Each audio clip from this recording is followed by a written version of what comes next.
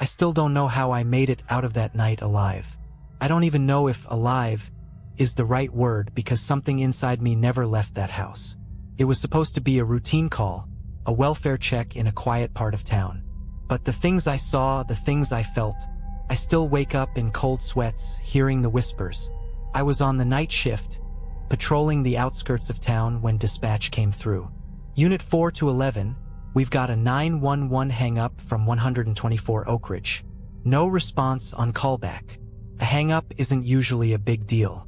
Half the time, it's a kid playing with the phone or a drunk dialing by mistake. But there was something off in the dispatcher's voice. A hesitation, like she knew something wasn't right. "Copy that en route," I said, flipping on my lights and heading toward Oak Ridge. It was one of those old Victorian houses, the kind that shouldn't still be standing. The porch sagged, the windows were dark, and the yard was overgrown like no one had cared for it in years. I parked out front, double-checked my radio, and stepped out into the cold night. Something about the air felt wrong, heavy, like the house itself was breathing. I knocked. "Police department. Anyone home?" Silence. I knocked again, harder this time. "This is Officer Carter with the PD. We received a 911 call from this address. Is everyone okay?" Still nothing. Then, just as I reached for my radio to call it in, the door creaked open. No one was there. The house was dark, except for a single dim light at the end of the hallway. I hesitated. Every instinct told me to wait for backup, but protocol said if there's a potential victim inside, I had to check. Hand on my holster, I stepped inside. That's when I heard it. A whisper, so quiet I almost thought it was the wind. But then it came again. Closer. "Help me." My stomach dropped. I pulled out my flashlight, sweeping the beam across the room. The place was a mess. Furniture covered in white sheets, dust so thick it coated my boots. It didn't look like anyone had lived there in years. But that voice, it was coming from upstairs. I took a deep breath and started up the staircase, every step creaking beneath my weight. Halfway up, my radio crackled. 4 to 11, status check. I raised it to my lips, still checking the residence. I think someone's inside. That's when I heard the sound that nearly made me bolt. A dragging noise, something heavy, scraping against the wooden floor. It was coming from the room at the end of the hall. I drew my gun. "Police! If someone's in there, come out with your hands up." No response. Just that sound. Dragging. Slow. Deliberate. I stepped forward, my pulse hammering in my ears. The door was slightly open, and as I nudged it with my foot, my flashlight caught something on the floor. A trail. Dark. Wet. Leading from the window to the closet. And then a single bloody handprint on the door. I froze. My training told me to call for backup, but my gut told me I didn't have time. Someone was in that closet. Someone or something. I reached for the handle, bracing myself for whatever was on the other side. And then the door exploded outward. Something lunged at me, and everything went black. I came to on my back, my ears ringing, my vision swimming. My flashlight had rolled across the floor, casting long, frantic shadows that seemed to move on their own. My gun was still in my hand, but my grip was weak, shaky. Something had hit me, hard. I pushed myself up, trying to clear my head. The closet door hung open now, swinging slightly, as if something had just come out of it. But there was nothing in front of me. Then I heard it, breathing, slow, deep, right behind me. I turned so fast I nearly tripped over myself. Gun raised, finger on the trigger, but there was no one there. Just that damn bloody handprint smeared across the wall, the dark stain of something soaking into the wooden floor, and the distant sound of something wet dripping. I forced a breath and keyed my radio. 4 to 11, I need backup at 124 Oak Ridge. Possible assault victim. Unknown suspect. A whisper cut through the static. "You shouldn't be here." My blood turned to ice. That didn't come from my radio. That came from inside the room. And that's when I saw it. The closet was empty, but something was wrong with the walls. The peeling wallpaper was warped, bulging outward like there was something behind it. Something moving. The whisper came again, louder this time. Urgent. Help me.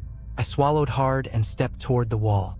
The bulging shape was just above my head, shifting slightly, pushing out like a breath beneath the paper. I reached out, hesitant, my fingers barely grazing the edge of the loose wallpaper. And then, with a sickening tear, the whole thing peeled away. I staggered back. There, inside the wall, staring straight at me, was a face, mouth open, eyes wide, lips cracked and dry, as if they had been screaming for years but no one had heard. And the worst part? It moved. The skin stretched, the eyes rolled toward me. The mouth opened wider, lips trembling as it spoke. He's coming.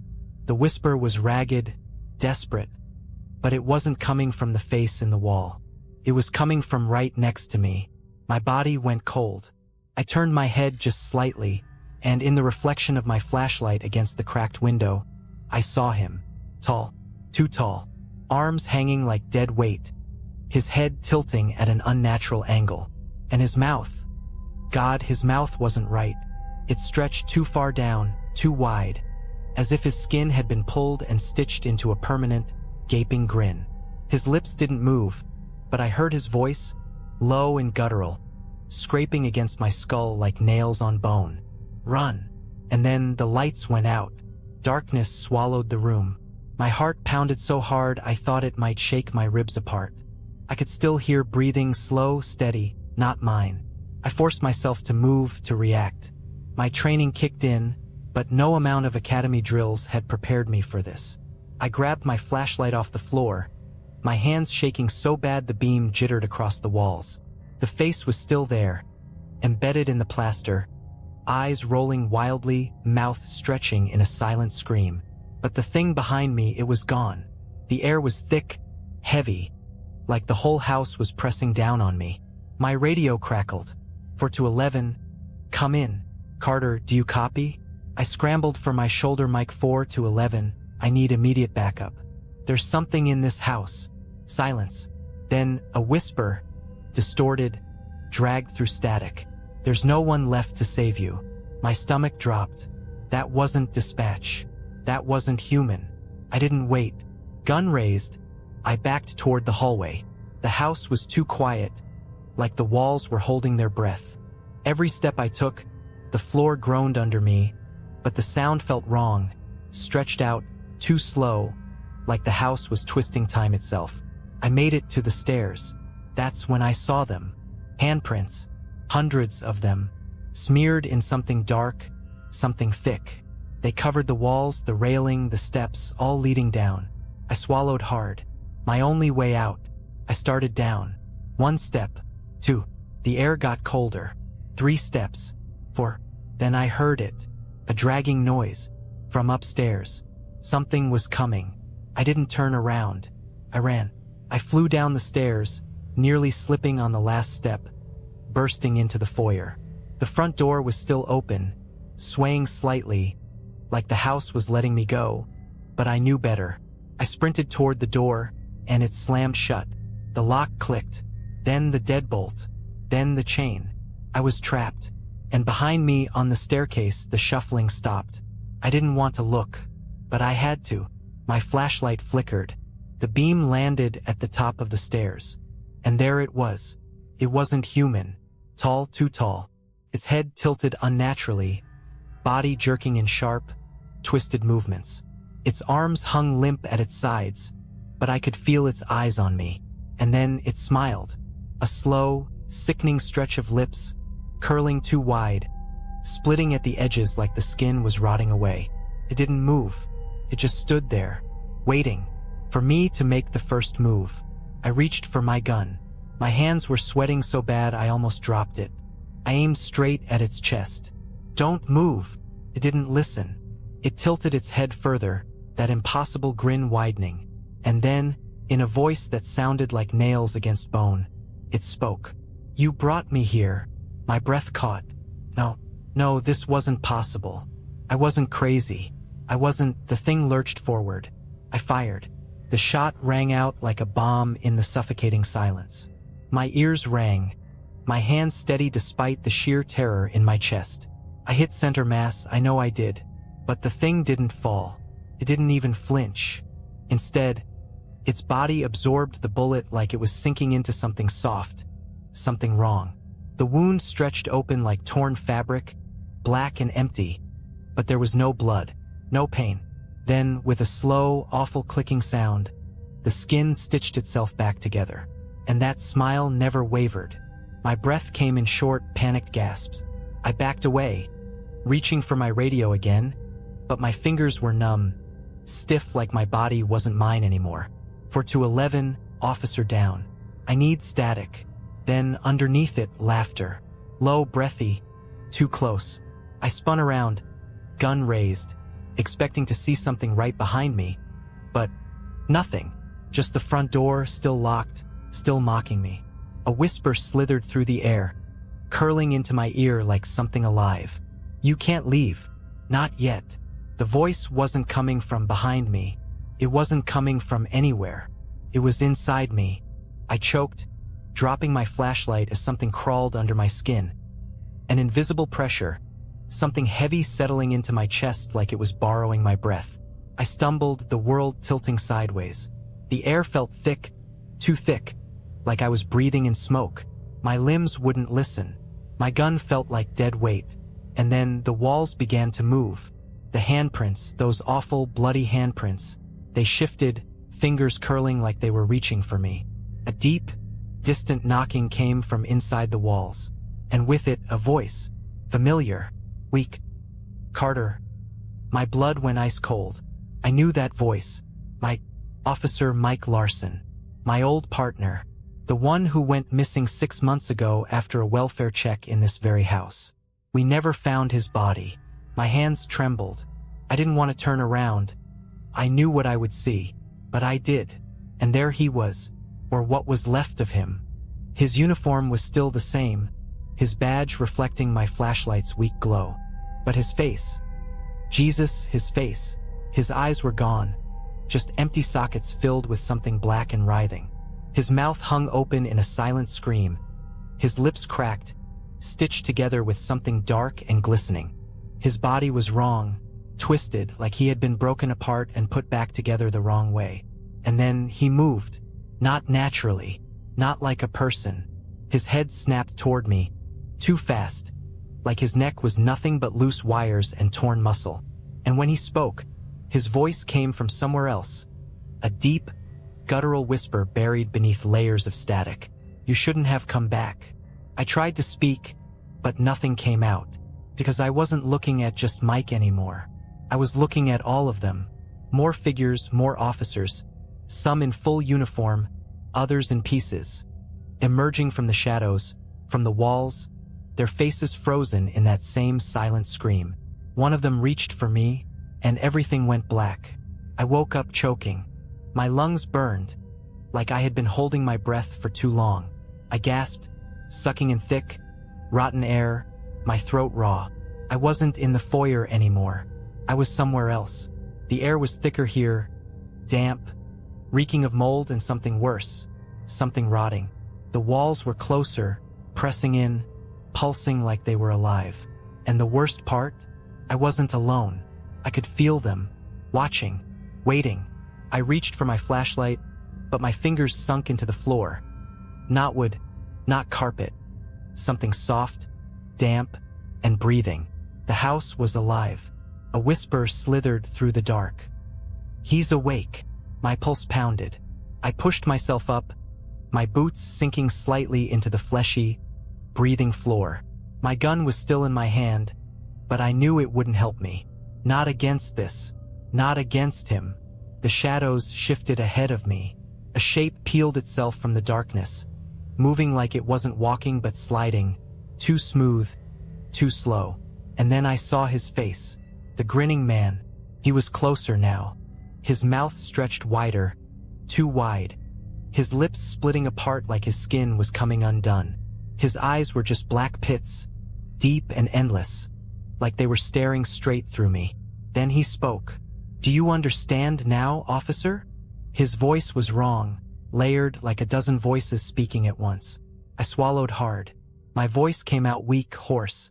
Understand what? The thing tilted its head, bones creaking, that awful smile never fading. This house doesn't take people. I stepped closer. People bring themselves here. The words sent a chill through my bones. No, that wasn't true. That couldn't be true. I was here because of the 911 call. Because of the missing people. Because of my chest tightened. I thought about Mike, the other officers, the missing bodies. No one ever found them, because they never left. Something moved in the walls. A wet, slithering sound, like something was shifting just beneath the surface. I stepped back, my boots sinking into the floor again, and suddenly, hands, dozens of them, pale, decayed fingers burst from the ground, grabbing my legs, my arms, my throat, pulling me down, down, down. I fought, kicking, gasping for breath, but the grinning man just watched, smiling, waiting, and then I saw Mike, his ruined face inches from mine. His voice was barely a whisper. Don't let it keep you. And then he pushed me. The world ripped apart and I fell. I hit the ground hard, my body slamming onto something solid. The air in my lungs ripped away, leaving me gasping, disoriented. For a split second, I thought I was dead. Then I realized I was outside. The cold night air hit my skin like a slap. The house was still in front of me, looming, its windows dark and empty like hollow eyes. But I was on the porch. I had gotten out. My radio crackled to life. 411 Carter. Jesus, where the hell have you been? We've been trying to reach you for over an hour. An hour? No, that wasn't possible. I looked down at myself, dust covered, blood on my sleeves that wasn't mine. My gun still clutched in a white-knuckled grip, but I was out. I grabbed my radio, voice shaking. 411. I don't know what happened. I need backup. Now. We already sent a unit. Stay put, Carter. You hear me? Just stay put. I wasn't staying put. I turned on my heel, my only thought. Get to my patrol car. Get the hell away from this place. But the second I stepped off the porch, everything changed. The street? Gone. The town? Gone. I turned in a circle, heart hammering. There was nothing but forest. Endless, towering trees stretching in every direction, swallowing the house in a sea of black. I took another step, and the front door creaked open behind me. The house was waiting. I raised my gun, even though I knew it was useless. No, I whispered, shaking my head. I got out. I got out. A slow, familiar whisper curled through the night air. Did you? I turned. He was standing in the doorway, the grinning man, and he wasn't alone. Behind him, in the dim glow of the house's single, flickering light, were the others. The missing officers, the people who had vanished. Their faces were empty, their eyes gone, their mouths sewn shut. They weren't people anymore. They were part of the house now, and I had never left. I felt it before I saw it. The porch under my boots? It wasn't wood anymore. It was breathing. The trees weren't trees, they were walls. I wasn't outside. I was still inside the house. I never left. The grinning man tilted his head, and for the first time, I saw something move behind his endless black eyes. Something waiting. Something hungry. Welcome home, he whispered. The door slammed shut, and the house took me. I woke up in darkness. Not just any darkness. This was thick, suffocating, the kind that pressed against my skin, filling my lungs like smoke. I wasn't dead, but I wasn't alive the way I used to be. I could feel the house around me, inside me, like I was part of it now. My breath was slow, too slow, like I wasn't breathing on my own anymore. Then a sound. A knock, distant, but growing louder. Closer. Someone was at the front door. A new officer. A new me. I tried to scream to warn them, but no sound came. My mouth wouldn't move, because I didn't have a mouth anymore. I was in the walls.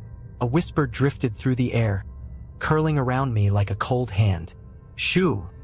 The grinning man. He was everywhere now. Inside me, around me, and then the door creaked open. Footsteps. Another officer stepping inside. Another life about to be swallowed whole. And all I could do was watch, because the house never lets go. It only feeds. I don't know how long I've been here. Time doesn't work the same way inside the house. There's no sun, no clocks, just the steady, rhythmic breathing of the walls. But I know one thing, I am not alone. There are others. The officers, the missing people. We exist in the spaces between the walls, in the whispers that slither through the air. We try to warn them, the ones who come after us. But it never works, because the house wants them to stay. And the grinning man? He makes sure they do. Tonight I hear footsteps again. A new voice, radio crackling, the same desperate calls for backup I once made. I feel the walls shiver, the air growing thick with hunger. The house is ready. I press against the inside of the wall, my hands no longer my own, my body just a part of this place now. And for the first time, I hear my own voice, weak, hollow, barely more than a whisper. Don't open the door. But I know they will, because they always do, and the cycle will start again. I wasn't supposed to remember. That's what the house does. It takes you, erases you, turns you into a whisper behind the walls, just another voice lost in the void. But I remember everything. I remember who I was. I remember how I got here. And worst of all, I remember how to get out. The grinning man doesn't know. He thinks I'm like the others. Silent, obedient, broken. But I'm not. Not yet. Because while the house may be alive, it's not perfect. It has cracks, weaknesses, and I've been watching, waiting. Tonight, I hear another officer inside. He's different, strong.